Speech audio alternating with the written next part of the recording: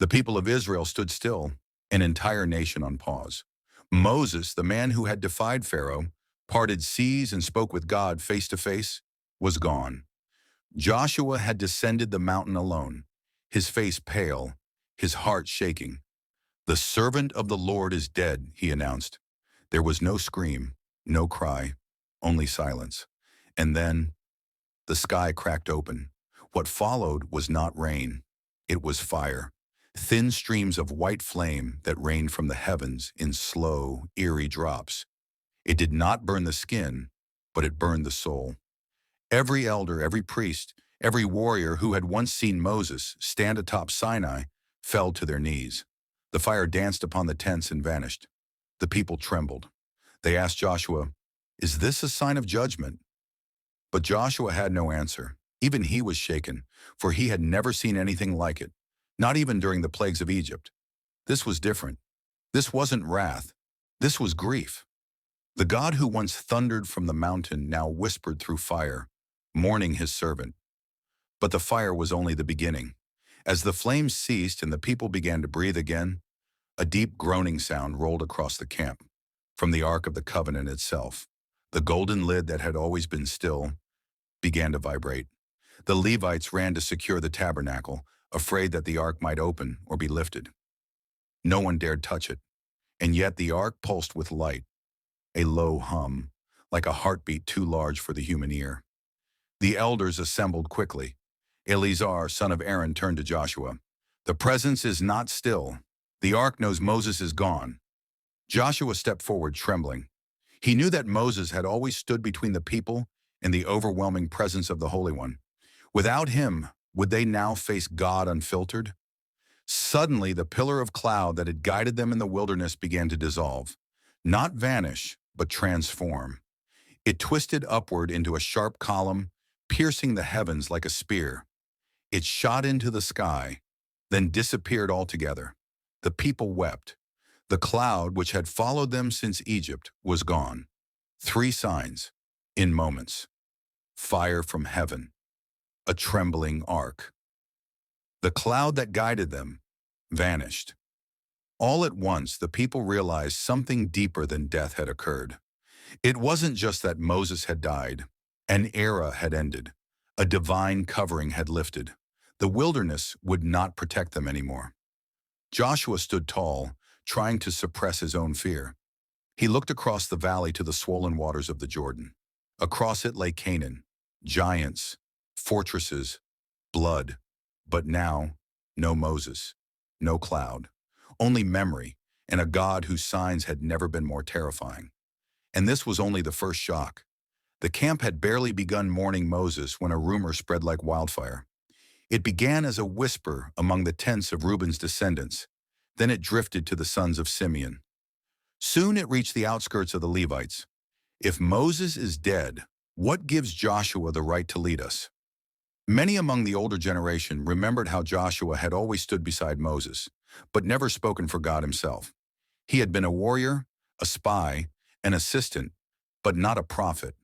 To some, his sudden elevation to leadership felt premature, unsettling, and dangerous. A small group gathered quietly by night.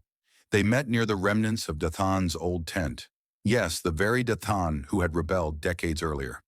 His family had perished in the Great Rebellion when the earth had opened its mouth and swallowed the defiant. But not all of Dathan's bloodline had died. Among them was a quiet man named Meleb, a grandson of rebellion. He stood in the moonlight and addressed those gathered. "Brothers, the same spirit that raised Moses has not been passed to Joshua.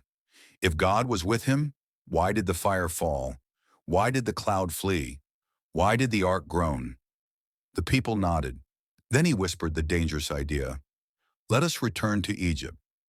That night, 50 men, some warriors, some merchants, and even 2 Levites, swore to quietly desert the camp and take their families west, away from the Jordan, back toward familiar lands. They believed God had withdrawn. They believed Moses' death meant the covenant was broken. They believed Joshua was not the chosen one. But before dawn, something stirred beneath their feet. As they packed their belongings in silence and led their children toward the western hills, the ground beneath them shuddered. At first it was slight, a tremor. Then the air thickened. The silence turned to a low moan, like the desert itself was exhaling. Then came the crack. The ground split wide open beneath the feet of the rebels.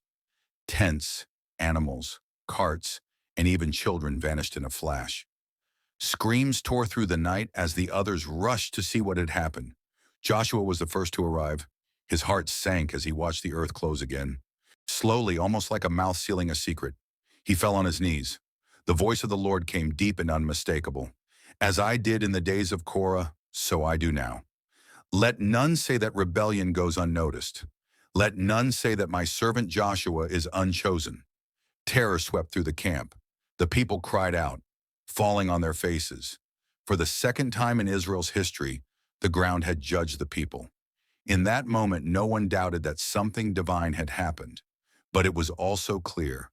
Moses may have died, but God had not. The wilderness would no longer tolerate rebellion, and the Jordan still waited. The sun had barely risen over the plains of Moab when a new cry echoed through the camp. At first, it was the children who noticed. They had gone early to the edge of the Jordan to fetch water, laughing, splashing, their feet cool in the flowing stream. But then came the shriek of one child, then another. The river had changed. Where once it flowed blue and clear, now it bled red. Thick, dark, unmoving, like blood from a deep wound. The news spread quickly. Families rushed to the riverbanks in disbelief. And there it was, the mighty Jordan, transformed overnight into a river of blood. Fish floated dead on the surface. Birds refused to land. Even the reeds that lined the river had withered and curled like burnt paper. The elders turned to Joshua. His face, once composed, now held fear. Is this judgment or a sign? Eleazar, the high priest, examined a bowl of the water, sniffed it, and spilled it on the ground. It is not symbolic, he said gravely. It is blood, real blood. The people recoiled. Some began to scream that Egypt had followed them, that the plagues were back, that Moses had taken God's favor with him to the grave. Joshua tore his garment and fell to his knees near the edge of the river. He cried aloud to the heavens, O Lord, God of our fathers, was it not you who parted the Red Sea? Was it not you who guided us by cloud and flame? What is this sign, if not terror to our hearts? No answer came at first. Then in the silence, the Ark of the Covenant began to hum again. The Levites nearby felt it before they heard it, a soft vibration through the earth, a holy stirring. Joshua stood and turned toward the ark. He approached it slowly, reverently, and fell on his face before it, and then came the voice. It wasn't thunder. It wasn't fire. It was like a wind inside the bones, a presence so heavy that even the animals grew silent. The river flows with memory, for Moses once struck the rock in anger. Now my people must learn obedience. Cross not the Jordan until I command. You must wait in reverence. This is my sign. The land ahead is holy, but it is also fierce. The people trembled. The blood remained in the river for 3 days. No one could drink. The priest ordered fasts. Mothers wept, and warriors sharpened their blades, not for war, but for purification rituals. On the third night, as the camp knelt in worship and silence, rain fell for the first time since Moses' death. Heavy, clean rain. And when morning came, the Jordan ran clean again, clear as glass, but no one bathed in it. Not yet. They understood now. This was no longer Moses' journey. It was Joshua's, and every step forward would be watched by a God who had not grown silent. For 40 years, the people of Israel had woken each morning to a quiet miracle, manna. Like dew it came, covering the desert floor, white, flaky, delicate, sweet like honey. It had fed them when they had nothing. It was heaven's bread, God's provision, a daily sign that he walked with them, even in the wilderness. But on the fourth morning after Moses died, something was different. There was no dew, no flakes, no sweetness in the sand. The people waited. Hours passed. Nothing came. By midday, mothers were walking the camp, cradling crying babies. Elderly men stood at the edges of their tents, eyes fixed on the dry earth, disbelieving. Whispers began again, panicked whispers. Why has the manna stopped? Joshua came from his tent, his own stomach growling from the fast of the day before.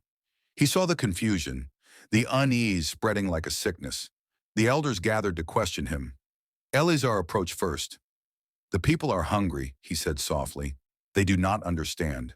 The pillar is gone, the river turned to blood, and now the bread is gone too." Joshua looked up to the sky. Clouds drifted lazily overhead, offering no voice, no fire, no thunder. But deep within, a voice stirred in his soul. "You are not in the wilderness anymore. You are at the edge of fulfillment. I will not feed those who refuse to plant." The meaning struck him hard. For decades, the people had lived in the rhythm of dependency. But the promise of Canaan was not a land of constant miracles. It was a land of maturity, where blessings came with labor, where inheritance came with effort. Still, the people had not yet crossed the Jordan. They were not yet in the promised land. The manna was not supposed to stop, not yet. Joshua climbed onto a nearby rock and called for silence. "Hear me, O Israel. The Lord has spoken. The manna has ceased because the land of promise now waits for us. No longer will he feed us as children. We must go forward. We must cross the Jordan, take the land, and gather what he has stored there for us." But many were not ready to hear this. A man shouted, "Why should we cross the river with no food in our bellies?" Another woman cried, "Was it not Moses who begged God to feed us? Will Joshua now let us die?" That night the camp was filled with sorrow and hunger. But Joshua, weary and trembling, entered the tent of meeting alone. There he cried, "Lord, they will not follow me if they are empty." The presence of God answered, "They were never following you. They followed Moses because they saw my hand. Let them now follow you because they trust my promise." The next morning a strange thing happened. Scouts reported wild grain growing in thick patches along the Jordan's edge. Quail returned to the camp in droves, flying low and plump, but the manna never came back. It was finished, and so was the age of wandering. As the Israelites prepared to cross the Jordan, still mourning Moses and adjusting to a new kind of divine silence, something ancient stirred across the river, something large, something watchful. They had heard the rumors before. When Moses first sent the 12 spies into the land, 10 of them had returned trembling, saying, "The land is filled with giants, descendants of the Nephilim. We are like grasshoppers in their sight." That was 40 years ago, but the giants had not died. They had slept. In the hills of Bashan and in the valleys of Hebron, among the ruins of forgotten cities, the descendants of Anak and the kings of old stirred from their caves and hidden strongholds. When Moses died and the Spirit of God shifted from the wilderness into the land, something deep and dark responded. It began with a tremor. The shepherds of Jericho saw the earth shake and their flocks scatter. Then came the sound. Low guttural roars carried on the desert wind. Torches lit in caves that hadn't glowed in decades. In the kingdom of Og, long thought defeated, old bones were gathered and armor fitted once more. The spies Joshua sent, this time only 2, returned with grave faces. "We have seen things," one of them said, "things we do not understand." Joshua pressed them. "Speak. What did you see?" "Not men," said the younger spy. "Not beasts. Something in between." The other nodded. "We saw 3 giants in the valley of Eshcol. One carried a tree like a staff. They looked toward the Jordan, as if they knew we were coming." Joshua dismissed the camp and went alone into the night to pray. He knelt near the ark, his forehead to the ground. "Lord, if the giants have awakened, how will your people stand?" A voice came, not in fire, but in stillness. "You fear what I allowed them to become. But I raised a generation for this very hour. The wilderness made them lean. Their fathers feared giants. These will slay them." Joshua returned to the camp with renewed courage. He summoned the captains of the tribes and spoke plainly. "The sons of Anak are awake. The shadows of the land have seen us. But hear this, no giant will stand before the army of the living God." Still, fear rippled through the people. Some remembered the legends. It was said that Og, king of Bashan, had once slept on a bed made of iron, over 13 feet long. Others recalled whispers of men who needed no weapon, who could lift boulders and tear trees from the earth. But now the Israelites were different. They had wandered. They had hungered. They had buried fathers and mothers in the sand. They were not afraid of stories anymore. They were living in one. And now that story would lead them into a land of giants awakened, cities fortified, and a God who had ceased to carry them, but had begun to march ahead of them. Jericho was a fortress city, the gateway into Canaan. Its walls were so wide that chariots could race across the top.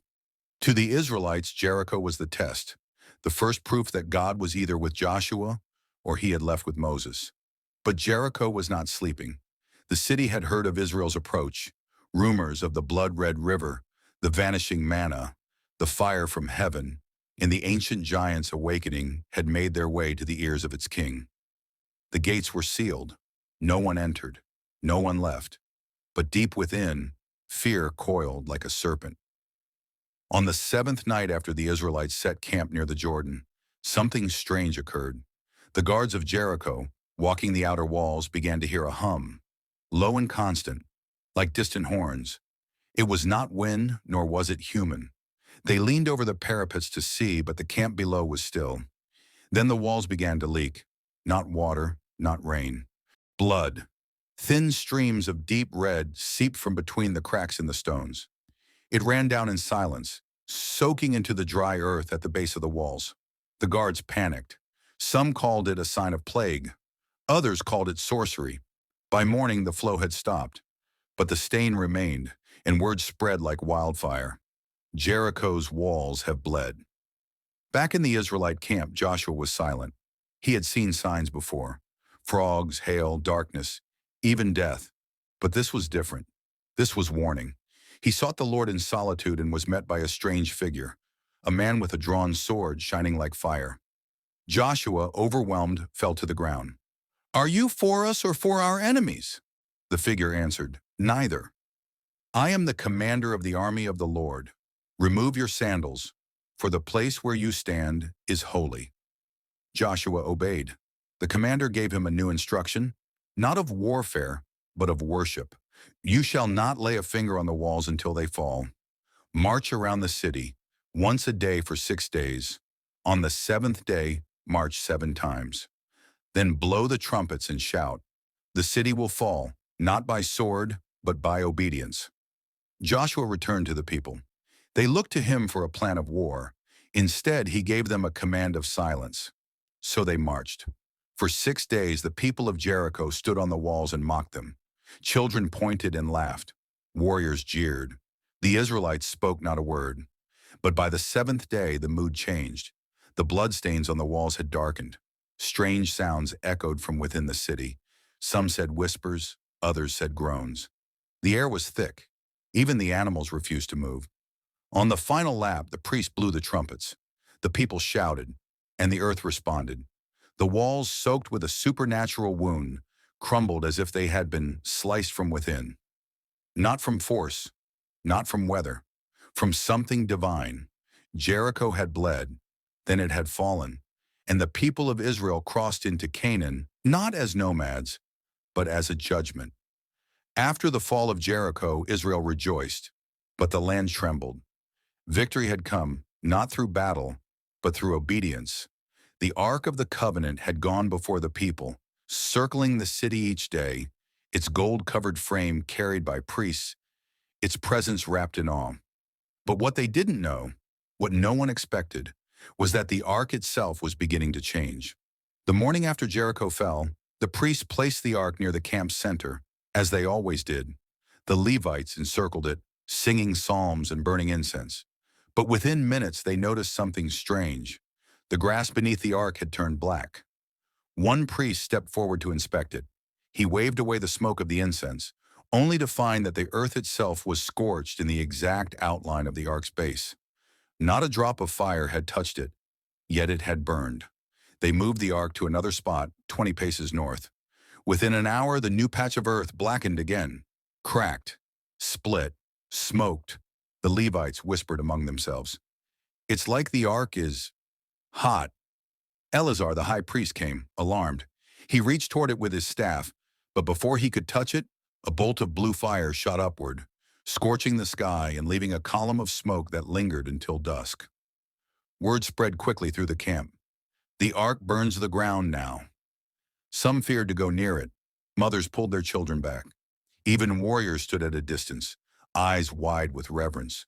But Joshua stood silently, arms crossed, watching. Later that night, as the camp slept, Joshua approached the ark alone. He stepped onto the blackened ground and dropped to his knees. "O Lord," he prayed, "you led Moses with fire and cloud. You led me with silence and signs. But now the ark burns. What does this mean?" And the voice of the Lord came, soft yet sharp. "The ground is not worthy to hold my presence without holiness. I no longer walk behind you. I no longer walk above you. I walk through you. The ark is not your trophy. It is your warning." Joshua bowed his head. Then the Lord spoke again. "Tell the people, do not carry me like a banner. Carry me in fear, or my glory will consume what is unclean." From that day forward, wherever the ark rested, the earth was scorched. The priest wore new sandals with soles of ram's leather. Only the consecrated could come near it. It became a mark, a divine fingerprint on the land. Wherever Israel camped, the ark left a shadow of fire on the soil. And the people understood. God was no longer just guiding them. He was claiming the land with fire, burning his presence into the earth itself. After Moses died, 10 shocking things happened, not simply as miracles, but as markers. That the age of wandering had ended, that the age of possession had begun, and that God had not changed. But his presence had become more personal, more powerful, more dangerous. The torch had passed from man to movement, from Moses to Israel, from promise to power.